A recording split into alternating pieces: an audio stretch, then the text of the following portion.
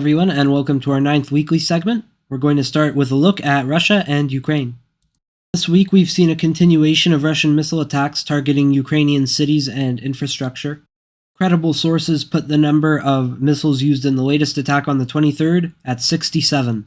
Of these, 51 were reportedly shot down. Another mass grave has been found in the Kherson region, but it's going to be a while until we know exactly how bad it is.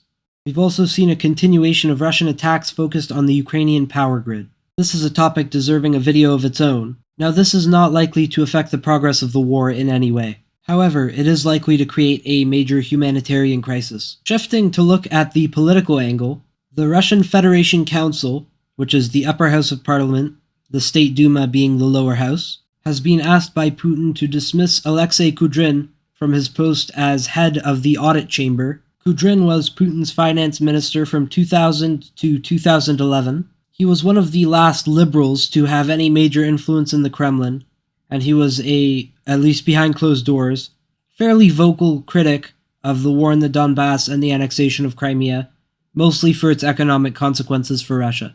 Kudrin is expected to take up a post at Yandex, which is considered to be a Russian equivalent to Google, and this looks mostly like he's being sidelined.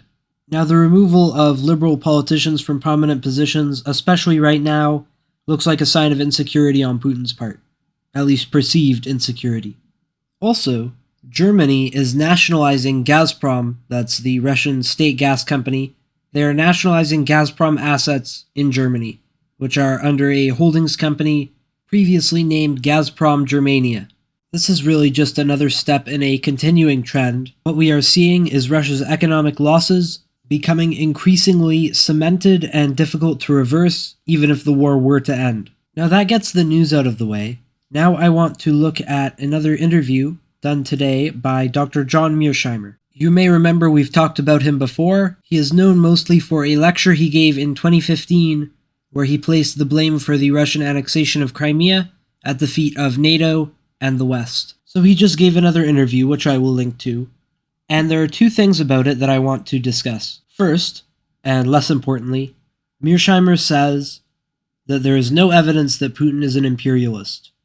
Now, I've commented on him saying this before, but that was back in June, prior to the annexation referendums in Donetsk, Luhansk, Kherson, and Zaporozhye.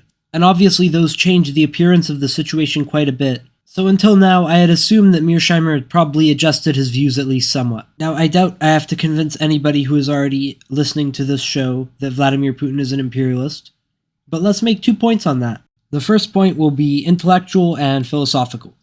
Putin believes, and has said many times that he believes, that Russians and Ukrainians are one people.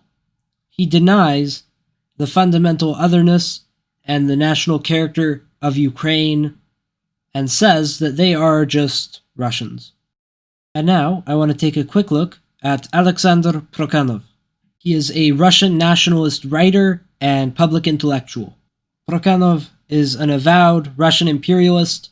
He supports a Russian empire, and he uses the word empire. And Putin has said at a press conference that he follows Prokhanov's work and that he reads his work. And to be clear, he does not. Almost certainly he does not. And he endorses publicly this person, says that he reads his work, follows him. Now let's take a look at another philosopher, this one called Ivan Ilyin. If you follow Timothy Snyder, you've probably heard the connection that he makes between Putin and Ilyin. And Putin has spoken positively about and associated himself with Ilyin on numerous occasions. Now I completely disagree with Snyder about the actual nature of the connection there. I don't think Ilyin is a guide or even an influence on Putin.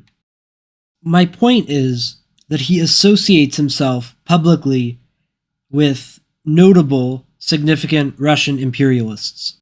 So he either believes that he is following in that tradition, that he is a Russian imperialist, or that this image is beneficial to him politically. Odds are the answer is somewhere in the middle.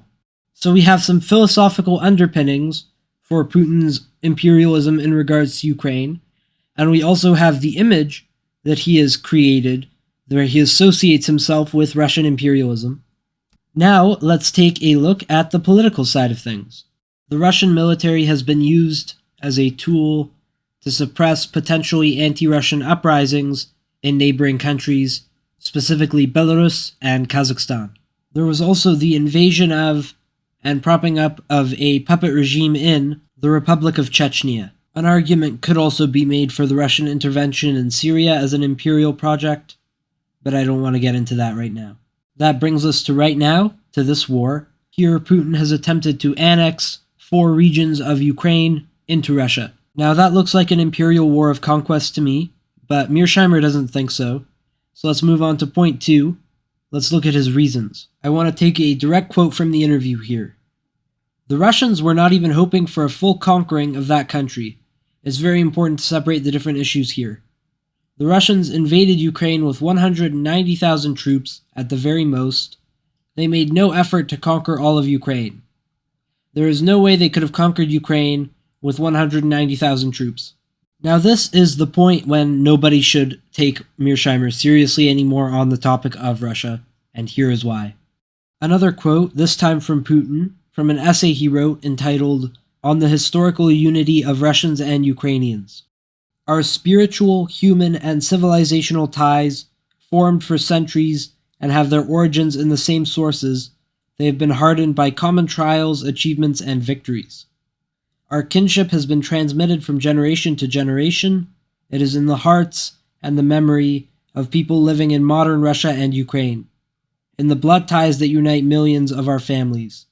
Together, we have always been and will be many times stronger and more successful, for we are one people.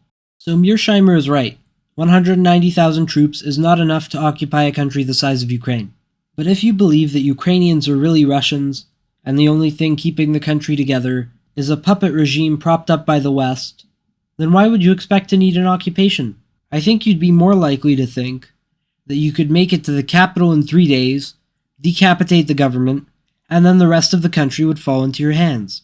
And in that case, you're not going to need enough troops for an occupation, just enough to replace the current government. Then all the Ukrainians who are really Russians are going to accept and be happy about the liberation, and everyone will live happily ever after, and no occupation will have been needed. So Mearsheimer's problem here is not just that he denies Russia and Ukraine agency, and we've talked about that before, that's nothing special for him. What's important here is that he is trying to take a one-size-fits-all model of how the world works and use it to explain the workings of a country that he doesn't particularly understand and doesn't know much about. Just because this model sometimes explains the actions of the United States and their reasoning doesn't mean it will apply to Russia seamlessly. In this case, it does not apply at all. Mearsheimer's model only works if you understand Russia as purely cynical and as a country which acts solely on geopolitical goals and interests and has no underlying beliefs or ideologies that can guide and influence its actions. If that was an accurate description of Russia, then Mearsheimer's model would make sense, but it just isn't. This regime has ideas, it has beliefs, and these beliefs currently are in the driver's seat a lot more than geopolitical interests are. And without understanding the importance of these beliefs to the Kremlin right now, it is impossible to understand modern Russia or to understand the current war. This has been our 9th weekly segment, and thank you for listening.